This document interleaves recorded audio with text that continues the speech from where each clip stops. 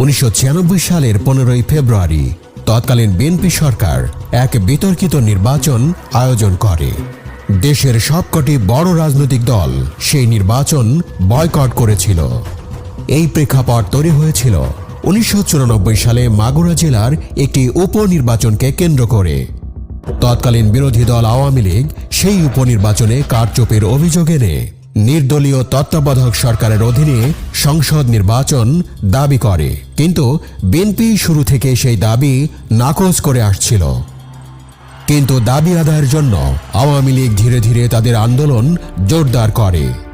আওয়ামী লীগের এই দাবিকে সমর্থন করে জাতীয় পার্টি ও জামায়াতে ইসলামী। 1995 সালে বছর জুড়ে বিভিন্ন সময় হরতাল এবং অবরোধ সহ নানা রাজনৈতিক কর্মসূচি দেয় আওয়ামী লীগ। একদিকে বিরোধী দলগুলোর কর্মসূচি জোরালো হচ্ছিল, অন্যদিকে বিএনপি সরকারও একতরফা নির্বাচনের দিকে এগিয়ে যাচ্ছিল। বিএনপি যুক্তি দিয়েছিল, সাংবিধানিক বাধ্যবাধকতার কারণে নির্বাচন অনুষ্ঠান করতেই হবে। দুই প্রধান রাজনৈতিক দলের মধ্যে সমঝোতার জন্য নানা কূটনীতিকের আলোচনা ও মধ্যস্থতার চেষ্টা বিফলে যায়। বিরোধী দলগুলোর তীব্র আন্দোলন ও বয়কটের মুখে 1996 সালের 15 ফেব্রুয়ারি ষষ্ঠ জাতীয় সংসদ নির্বাচন অনুষ্ঠিত হয়। নির্বাচনের দিন বিভিন্ন জায়গায় সহিংসতায় অন্তত 10 জনের নিহত হবার খবর প্রকাশিত হয় সংবাদপত্রে। একতরফা সেই নির্বাচনে ভোটার উপস্থিতি ছিল খুবই নগণ্য। নির্বাচনের পর তৎকালীন প্রধান নির্বাচন কমিশনার বিচারপতি এ.কে.এম. সাদেক সাংবাদিকদের বলেন, কত শতাংশ মানুষ ভোট দিয়েছে সেটি বড় কথা নয়, নির্বাচন অনুষ্ঠিত হয়েছে সেটাই আসল কথা।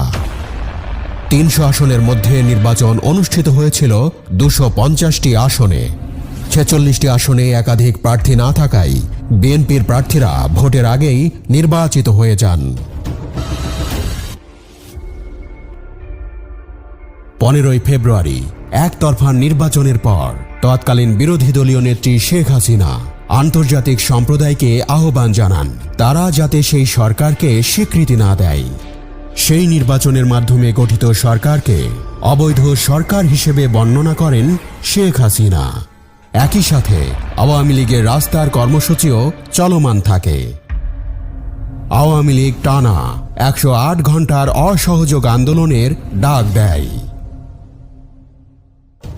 সবচেয়ে বড় সহিংসতা হয় বন্দর নগরী চট্টগ্রামে। সেখানে বিভিন্ন ব্যবসা প্রতিষ্ঠান